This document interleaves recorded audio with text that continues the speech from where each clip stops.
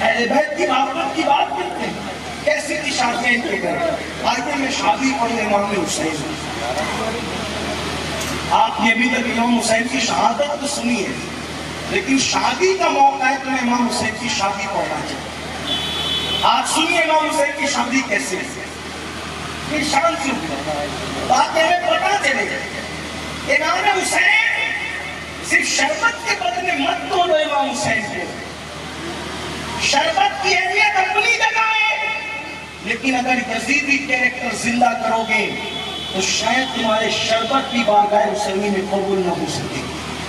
امام حسین کو کھچڑے اور نیاز کے بدلے ان کے خون کو تولنے کی کوشش مت کرو۔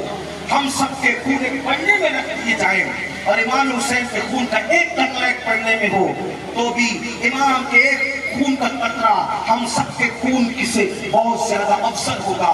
کیوں؟ اس لیے کہ ان کے خون کی شان ہے، خون خیر الرسل سے ہے جن کا خمیر، ان کی بیلوس پیرت پہ لاکھوں سلام، آب تطہیر سے جس کے پودے جمے اس ریاض نجابت پہ لاکھوں سلام۔ امام علی مقام کی پہلی شادی، اچھا اہل سنت کے بزرگوں نے بھی لکھا، لیکن خاص طور پر میں اس کو ایک شیعہ مجتہد اپنے آپ کو کہلانے والے کی کتاب کے حوالے سے پڑھنا چاہتا ہوں۔ اس لیے پڑھنا چاہتا ہوں کہ لوگ یہ بتاتے ہیں کہ صحابہ اہل بیت کے دشمن تھے، معاذ اللہ، اور آج یہ پلیدی عام ہو رہی ہے کہ صحابہ اہل بیت، واللہ صحابہ کے دل میں اہل بیت سے پیار کتنا تھا وہ دیکھو، اور جتنا صحابہ نے پیار کیا اہل البیت سے آج کوئی نہیں کر سکتا کسی سے۔ کتنا پیار تھا، افضل البشر بعد الانبیاء بالتحقیق سیدنا صدیق اکبر رضی اللہ تعالیٰ عنہ اپنے دور خلافت میں امام حسن کو اپنے کندھے پہ بٹھاتے ہیں اور کندھے پہ بٹھا کر مدینہ منورہ کی گلیوں میں لے کر گھومتے ہیں اور کہتے ہیں حسن، صدیق اکبر کہہ رہے حسن تجھ پر میرے ماں باپ قربان ہو جائے، صدیق اکبر کہہ رہے حسن تجھ پر میرے ماں باپ قربان ہو جائے، تو اپنے بابا علی کی شکل کا نہیں ہے، تو میرے نبی محمد رسول اللہ کی شکل والا ہے، تم تو ہم شبیہ مصطفیٰ ہیں۔ اور یہ کہتے ہوئے مدینے کی گلیوں میں گھومتے اور کسی نے کہا ابو بکر کیا کر رہے ہو، ابو بکر کیا کر رہے ہو، ابو بکر کیا کر رہے ہو، تو مسکرا کے کہتے تو پوچھتے ہیں کیا کر رہے ہو، ارے جو نبی کو کرتے دیکھا ہے وہی نعرہ تکبیر، نعرہ رسالت، خاندان مصطفیٰ، خاندان مصطفیٰ۔ ہماری کتابوں میں بھی لکھا ہے، لیکن طبرسی بھی لکھا ہے۔ طبرسی کیا لکھتا ہے اس کو سنو کہ جب ایران فتح ہوا، توجہ ہے آپ کی، امام حسین کی شادی ان کا نکاح پڑھنے لگا تھا تاکہ پتہ چلے شادیاں کیسی ہونی چاہیے۔ طبرسی لکھتا ہے کہ جب ایران فتح ہوا تو ایران فتح ہونے کے بعد ایرانی لوگ ہار گئے، صحابہ کرام بڑے بہادر تھے، صحابہ نے ایرانیوں کو دھول چٹائی، ایرانی ہار گئے، ہارنے کے بعد بھاگ گئے۔ کون ایرانی؟ نوشیروان کی اولاد میں سے یزدجرد جس کو کہا جاتا ہے، اس کی بیٹی ہے حضرت شاہ جہاں، ان کا نام ہے شاہ خانم۔ جب تک کہ یزدجرد کے گھر نہیں ان کو دنیا نے شاہ جہاں، شاہ جہاں کہا، لیکن جب یہاں آئی تو شاہ خانم کہتے ہیں۔ تو جب یزدجرد اس کے گھر کی تو کبھی گھر چھوڑ کے آنگن بھی نہیں دیکھا۔ سیدہ شہربانو بہت خوبصورت خاتون تھی، حسین و جمیل تھی، باپ بادشاہ، دادا بادشاہ، پردادا بادشاہ، لکڑ دادا بادشاہ، لکڑ دادا بادشاہ، تقریباً ہزاروں سال کی حکومتیں تھیں اور ہزاروں سال کی حکومتوں میں دادا پردادا شاہانہ زندگیاں کی ان کی ایران کی حکومت تھی، اور وہ بھی دو سپر پاور تھی، ایک سپر پاور کو روم کہا جاتا تھا، دوسری سپر پاور کو ایران کہا جاتا تھا۔ یعنی کہ یہاں ایک بات آپ کی معلومات میں اضافہ کر دوں، امام حسین کسی ایسے ویسے مالدار کے داماد نہیں بنے وقت کی جو سب سے بڑی سپر پاور حکومت تھی اس کے داماد بنے امام حسین. ہاں لیکن ایک بات آپ دیکھیں، امام حسین نے کبھی اپنا تعارف کہ میں کس کا داماد ہوں توجہ کرتا ہے، توجہ کس کا داماد ہوں اس اعتبار سے میری طرف توجہ کرو. میں سمجھتا ہوں کہ شاید پہلی مرتبہ آپ امام حسین کی شادی سنیں، شہادت تو سنیں، شادی سنیں، چھوڑ دیتے اور کے بعد مشرک پڑے رہتے تو آپ 4 کولر بھی لگا دیں تو مجھے پسینہ نکلے گا ہی. اس کی وجہ یہ ہے کہ میں چلا کر بولتا ہوں تو مجھے پسینہ نکلتا ہے، اور میں کہتا ہوں کہ میرے پسینے کا خیال نہ کرو، میری گفتگو کا خیال کرو. اس لیے کہ پسینہ نکلتا ہے، نکلنے تو جس کی مزدوری کرتا ہوں وہ مدینے والا دیکھ رہا ہے. اگر رحم آ گیا تو میرا بھی بیڑا پار ہے، آپ کا بھی بیڑا پار ہے، اس کو نکلنے. ایک بار درود شریف پڑھیں بلند آواز سے. اللہ رب محمد صلی اللہ علیہ وسلم نحن عباد محمد صلی اللہ علیہ وسلم. اگر پسینے کا خیال ہوتا تو بغیر اتنی دور کی ماتا گھر کی ایسے ہی بیٹھا رہتا نا، تو مجھے پسینے کا خیال نہیں، آپ کو بھی نہیں کرنا چاہیے. اگر تھوڑی سی گن لگے تو معاف کر دیجیے گا، لیکن آپ سن لیں میری گفتگو. درود شریف پڑھے آپ. اللہ رب محمد صلی اللہ علیہ وسلم نحن عباد محمد صلی اللہ علیہ وسلم صلاۃ و سلام علیک یا جد الحسن والحسن. ذرا عاشقوں کی طرف درود شریف پڑھیں تو بات آگے بڑھیں. اللهم صل على سيدنا محمد. اللہ رب محمد صلی اللہ علیہ وسلم نحن عباد محمد صلی اللہ علیہ وسلم صلاۃ و سلام علیک یا جد الحسن والحسن. ایک بار پھر درود شریف پڑھیں. اللہم صل علی سیدنا و مولانا محمد معدن الجود والکرم و آلہ و صحبہ و بارک وسلم صلاۃ و سلام علیک یا جد الحسن والحسین. تو عرض یہ کرنا تھا، کیا اللہ اکبر، اتنی بڑی سپر پاور حکومت کے داماد بنے، لیکن کہیں نہیں تعارف کرایا کہ میں ایران کا داماد ہوں. تعارف کیا کراتے؟ میں محمد رسول اللہ کا نواسہ ہوں.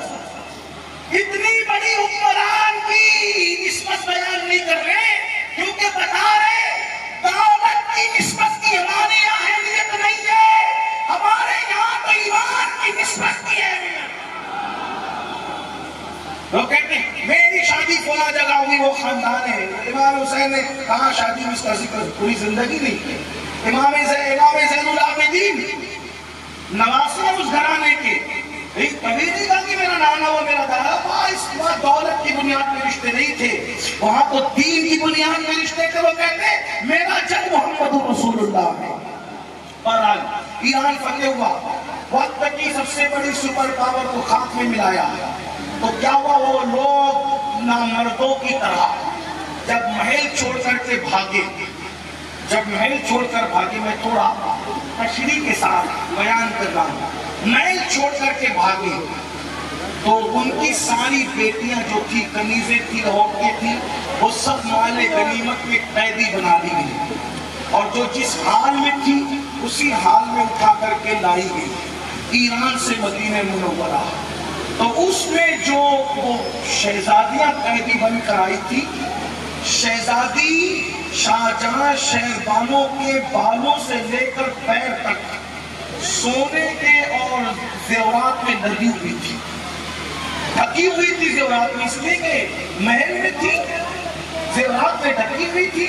ویسے ہی قیدی بن گئی تو ایران سے مدینہ شریف لائی گئی. مدینہ منورہ جب آئی تو اور بھی ان کی بہنیں تھیں، تو بہنوں کا ذکر ملتا ہے، اور تقریباً تنہا شہربانوں سیدہ کی 100 کنیزیں تھیں. یہ اہل سنت کی کتب سے پڑھ رہا ہوں، وہ جو آگے پڑھوں گا وہ طبرسی کے حوالے سے، لیکن یہ سب اہل سنت کی کتب سے میں سب ملا جلا کر اپنے مجموعہ پیش کرا ہوں. 100 کنیزیں 37 شہربانوں کی، اور ان کی بہنیں بھی تھیں، اور مزید دوسری کنیزیں. جب آئی تو ظاہر سی بات ہے، عورت ذات اگر قیدی بن کر آئے، تو کتنا ڈرے گی، کتنا خوف کرے گی، اس کے اندر کس قدر کپکپی ہوگی. ساری خواتین سب جھکا کر کے ڈر رہی ہیں، رو رہی ہیں، بیٹھی ہیں. یہ سیدہ شہربانوں اپنی ایرانی زبان میں کچھ زور سے کہہ رہی ہیں.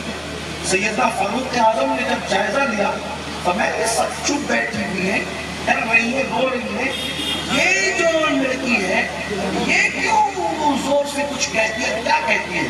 تو صحابہ میں جو ایرانی زبان جانتے تھے انہوں نے کہا امیر المومنین یہ اپنے باپ داداؤں کو کوستی ہے کہ نامردو، جب تمہارے اندر طاقت نہیں تھی کہ مسلمانوں سے تم نے لڑائی کیوں مول لی، جزیہ دینا کیوں قبول نہیں کر لیا، صلح کر کے چین سے تم بھی رہتے ہمیں بھی رکھتے، ہم نے گھر چھوڑ کر کبھی آنگن نہیں دیکھا، ان مسلمانوں کے سامنے تم نے ہمیں بے پردہ بٹھایا اور تم نے اس طریقے کی بے عزتی کی، نامردوں کی طرح گھر چھوڑ کر بھاگ گئے اور ہمیں دشمنوں کے قبضے میں دے دیا، یہ باتیں کر رہی تھی۔ فاروق اعظم نے کہا یہ لڑکی بڑی بہادر ہے، ایک بظاہر یہ دشمن لوگوں کو اپنا دشمن سمجھ رہے ہمیں، لیکن اس میں بھی اس کا غصہ اور جنون ہے، اور کیا غیرت ہے، کہتی ہے کہ گھر چھوڑ کے کبھی آنگن نہیں دیکھا، اور کیا اس کی جرأت ہے، اس کی بہادری دیکھو۔ تو کسی نے کہا امیر المومنین ایسی بہادر لڑکی تو آپ کے گھر میں ہونا چاہیے، آپ کے نکاح میں ہونا چاہیے۔ امیر المومنین نے فرمایا اسلام کا قانون یہ ہے کہ جیسا خاندان ہوتا ہے دنیاوی اعتبار سے تو مذہبی اعتبار سے ہم ان کی عزت رکھتے ہیں، لحاظ رکھتے ہیں، اور ایسی جگہ ان کو بیاتے ہیں تاکہ شادی کے بعد ان کو آر نہ ہو کہ میں کتنے بڑے خاندان کی تھی اور کتنی چھوٹی نسل میں مجھے بیاہ دیا گیا، تو ہم خیال رکھتے ہیں۔ فاروق اعظم کا خاندان بھی چھوٹا نہیں تھا، لیکن فاروق اعظم بڑا کسی اور کو سمجھتے تھے، تو کہا جیسے مالداری کے اعتبار سے دنیاوی اعتبار سے ایک بڑے خاندان کی یہ بیٹی ہے اور بہادر بھی ہے، تو مذہبی اور دینی اعتبار سے بھی کسی بڑے گھرانے میں اس کا نکاح ہونا چاہیے، اور شہزادی کے لیے کوئی شہزادہ ہونا چاہیے، اور جیسا اس کا حسن ہے ویسے شوہر بھی تو کوئی حسین ہو تاکہ جوڑ ہو۔ تو کہاں پھر آپ کس کے لیے انتخاب کرتے؟ فرمایا میں بوڑھا ہو چکا ہوں، اس کے لیے کوئی جوان بھی ہو، کسی کی طرح خوبصورت بھی ہو، یہ دنیاوی شہزادی ہے تو کوئی دین کا شہزادہ بھی ہونا چاہیے۔ تو کہا وہ کون ہوگا؟ تو آپ نے فرمایا آئینہ حسین کا ہے، اس کا بلا کر کے لاؤ، اس لیے کہ اس لڑکی کی پیشانی میں اب یہ تبرسی نکلا، اب یہ تبرسی نکلا ہے، اور فاروق اعظم کے اہل بیت کی محبت کا اعلان ہو رہا ہے۔ حق ہوا ہے جو سر چڑھ کے بولتا ہے، دشمن بھی معترف ہوا کہ صحابہ اہل بیت کے باغی نہیں تھے بلکہ اہل بیت کے مرید تھے۔ تبرسی کہتا ہے کہ فاروق اعظم نے فرمایا کہ اس لڑکی کی پیشانی میں مجھے ایسا نور نظر آتا ہے کہ جو بچہ پیدا ہوگا وہ صرف عابد نہیں ہوگا بلکہ عابدوں کی بھی زینت ہوگا، یعنی وہ زین العابدین ہوگا، عابدوں کی زینت ہوگا۔ اور اس کے بعد جب امام حسین تشریف لائے تو مولا علی سے فاروق اعظم نے فرمایا علی یہ خوبصورت سی شہزادی یزدجرد کی بیٹی، اس کا نکاح حسین کے ساتھ ہونا چاہیے۔ اور امام علی مقام کو سونپا گیا۔ جو دوسری بہنیں تھی، ایک صدیق اکبر کے گھر میں بھی آئی گئی، ایک فاروق اعظم کے گھر میں بھی آئی گئی، اور حضرت شہر بانو جو ہے وہ سیدنا امام علی مقام کے گھر آئی۔ اب آئیے جو فقیروں کو بھکاریوں کو 50-50 ہزار دیتے تھے، اتنی بڑی شہزادی کے ساتھ نکاح ہوتا ہے تو کتنی سادگی سے ہوتا ہے۔ اللہ اکبر۔ مسجد نبوی شریف کے اندر امام علی مقام اپنے بھائی، اپنے چچا، اپنے تایا، مولائے کائنات اور اکابر صحابہ کے ساتھ اس دور میں موجود تھے، آ کر کے بیٹھتے ہیں اور اسی مختصر سی محفل کے اندر نکاح ترتیب پاتا ہے، نکاح ہو جاتا ہے۔ اس میں کوئی نہ جو وہ گانے نہ تھے، اس میں کوئی باتیں نہ تھی۔ اللہ اکبر۔ میں اسی پر تو حیران ہوں یا اللہ، جن کی شادیوں میں ڈھول نہیں بجے لوگ ان کی شہادت پر کس جرأت کے ساتھ ڈھول بجاتے ہیں، اور پھر کہتے ہیں نہیں نہیں یہ محبت اہل بیت ہے۔ مجھے یہ خیال ہوتا ہے نہیں میرے عزیز اندازہ کریں، اور اگر میں لوگوں کو کہتا ہوں لوگ برا بھی مانتے ہیں، کہتے ہیں یہ یزیدی لوگ ہیں، ہم نے کہا قیامت میں فیصلہ ہوگا یزیدی تھا کون۔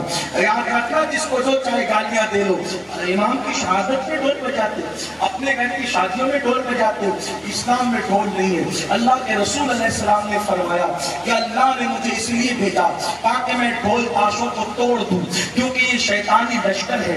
अल्लाह के रसूल अलैहिस्सलाम फरमाते, म्यूजिक और मौसीकी की आवाज इंसान के दिल में निफाक इस तरह पैदा करता है, निफाक इस तरह जन्म देता है, इस तरह निफाक जन्म देता है, अल्लाह अकबर, कि जिस तरह से सब बारिश के बरसने से सब्जा पैदा होता है। मेरे प्यारे आका अलैहिस्सलाम के प्यारे दीवानों, अर्ज़ ये कर रहा था अल्लाह अकबर के हजरत शैतानों के साथ इमाम अली मकाम का निकाह होता है। निकाह के बाद जो 100 कनीज आई थी, 100 में से सारी कनीजें एक को रखकर सारी कनीजें हजरत शहरबानो शादी की खुशी में आजाद कर देती है, ये कहकर कि मुझे हुसैन जैसा शौहर मिला है, अब मैं कनीजें रखकर क्या करूंगी। एक ही कनीज को अपने पास रखती, एक ही कनीज को, उस कनीज का नाम था शीरीन, हजरत शीरीन। ये बात मैं कहां से पढ़ रहा हूँ, ये बात रिवायतें हैं। हजरत सैयद अबुल हसनात रहमतुल्लाह अलैह ने भी अपनी किताब में लिखा, बहुत सी कुतुब का इतने मजमूए मेरे अजीज, अल्लाह अकबर। सैयदा शहरबानों ने सबाबात कर दिया, एक कनीज को रखा, वो बहुत खूबसूरत थी, शीरीन उसका नाम था, अल्लाह अकबर। एक दिन इमाम अली मकाम ने कहा, शहरबानो शीरीन बहुत शीरी है, फरमाया शीरीन बहुत शीरी है। तो उस वक्त सैयदा शहरबानों ने समझा कि इमाम हुसैन को ये पसंद आ गई है, तो उसको सजाया, संवारा, ज़ेवरात पहनाए और ला करके पेश कर दिया। इमाम, मैंने तो मैनू शादी के दिन ही आजाद कर दिए थे, एक बचा के रखा था घर के काम काज के लिए, आपको पसंद आ गई, इसलिए जो है वो मैंने आपकी खिदमत में इसको पेश कर दिया। शीरीन बहुत शीरी है, तो आपकी नजर है। इमाम ने सोचा, शहरबानो ये न सोचे कि हुस्न पसंद आया तो अपने पास रखेंगे, कहा शहरबानो शीरीन शीरी है, तो फिर मैंने इसको अल्लाह के लिए आजाद कर दिया, ये आजाद है। तो शहरबानों ने जब शीरीन होगा शीरीन, इमाम ने तुझे आजाद कर दिया, तो उसके लिए मजीद कपड़ों का इंतजाम किया। तो उस वक्त इमाम ने फरमाया, शहरबानों 99 कनीज़ें आजाद की, उनको कपड़े न सिलवाए, उनको ज़ेवरात न दिए, इसको आजाद करते वक्त इतने कपड़े इतने ज़ेवरात। तो उस वक्त शहरबानों ने कहा, इमाम फर्क ये है, उनको मैंने अपनी पसंद से आजाद किया था और इसको आप अपनी पसंद से आजाद करें। तो मेरा सरदार जिसको आजाद करे फिर मैं उसकी इज्जत करती हूँ, मगर कुर्बान शीरीन पर कुर्बान जाए। हजरत शीरीन ने कहा, वो पागल है, पागल जो अहले बैत से आजाद होकर के जिंदगी गुजारे, वल्लाह तुमने आजाद किया, ये तुम्हारा सर्फ है, लेकिन शीरीन सारी जिंदगी आपकी कनीज बन करके रहना चाहती है। आपका घर छोड़कर कहाँ जाऊं, आपका घर छोड़कर कहाँ जाऊं। और फिर मुअर्रिखीन लिखते हैं कि हजरत शीरीन पूरी वफादारी के साथ करबला भी, हजरत शहरबानों को ही छोड़ा। देखो अहले बैत की वफादारी आदमी को पहुंचाती कहाँ तक। बात आई फर्ज करो, हालांकि मेरा उम्मान आपने इसका माशरा भी दिया, लेकिन बात आगे अहले बैत की, को खत्म करते करते सुन ले। अहले बैत से वफा कहाँ तक। अरे मेरे भाई, अहले बैत की वफा तो रसूलुल्लाह के साथ जन्नत में ले जाती है, इससे बड़ी नेमत क्या हुआ। आका फरमाते जो मेरे अहले बैत से मुझसे सच्ची मोहब्बत करेगा, जन्नत के जिस दर्जे में मैं मोहम्मद रहूंगा, उसी दर्जे में अहले बैत से मोहब्बत करने वाले भी। सुभान अल्लाह। अगर कोई सोचता है कि दुनिया नहीं मिलती तो जरा सुनो उसको। शीरीन ने कहा, मैं छोड़ के नहीं जाऊंगा। आराम के दिन थे, राहत के दिन थे, घर में रही, लेकिन जब करबला जाना हुआ तो करबला भी गई। और फिर उसके बाद शीरीन साथ रही। जब लुटा हुआ काफिला दिमश्क जाने लगा, तो दिमश्क जाते हुए हजरत शीरीन ने कहा, क्योंकि वो तो कनीज थी, उनकी तरफ तवज्जो नहीं थी यजीदियों की, लेकिन वो साथ तो थी। सैयदा शहरबानों से कहा, बीबी मैंने कुछ ज़ेवरात अपने पास ऐसी जगह छुपा करके रखे कि जालिमों की नजर नहीं पड़ी। एक काम करती हूँ, दिमश्क आने वाला है, मुल्क शाम आने वाला है, तो मैं एक काम करती हूँ कि मेरे ज़ेवरात बेच कर कुछ कपड़े खरीद लाती हूँ। کپڑے خریدوں، اگر کپڑے خریدوں تو کپڑے خرید کر کچھ آپ کو پیش کر دوں، بیویوں کو پیش کر دوں، تاکہ وہ اپنے جسم اطہر کو مکمل طور پہ ڈھانپ لیں۔ یہ کہہ کر کے شیرین نکلی، ادھر شیرین نکلی، ادھر جس شہر سے وہ قافلہ گزر رہا تھا اس کا ایک بادشاہ تھا، اس کا نام تھا عزیز، بادشاہ تھا اور وہ عیسائی تھا۔ اس کے خواب میں حضرت سیدنا عیسیٰ علیہ السلام تشریف لائے اور فرمایا عزیز ایک کنیز آ رہی ہے دروازے پہ شہر کے، اس کا نام شیرین ہے، وہ حسین کی کنیز ہے، شہربانوں کی کنیز ہے، تو اس کے ساتھ نکاح کر لے، میں اس کو تیرے نکاح میں دیتا ہوں اور وہ قافلے کی خدمت کر۔ جیسے ہی خواب سے اٹھا عزیز نے دروازہ، تو جیسے خواب سے اٹھ کر کے عزیز ادھر آنا چاہتا تھا جہاں قافلہ رکا تھا، اور شیرین شہر کے اندر آنا چاہتی تھی کپڑے خریدنے کے لیے۔ شیرین اور عزیز دونوں ایک ساتھ دروازے پر جمع ہوئے، اور جب دونوں ایک ساتھ دروازے پہ جمع ہوئے تو ادھر قدموں کی ہٹ ادھر قدموں کی ہٹ، شیرین نے دستک دے کے دروازہ شہر کا کھلوانا چاہا۔ اندر سے عزیز نے کہا شیرین رکو، میں نے ابھی دروازہ کھولا۔ دروازہ کھولا تو شیرین نے پوچھا آپ نے مجھے پہچانا کیسے، آپ نے مجھے جانا کیسے کہ میں شیرین ہوں؟ کہا تم ادھر سے چلی تھی، میرے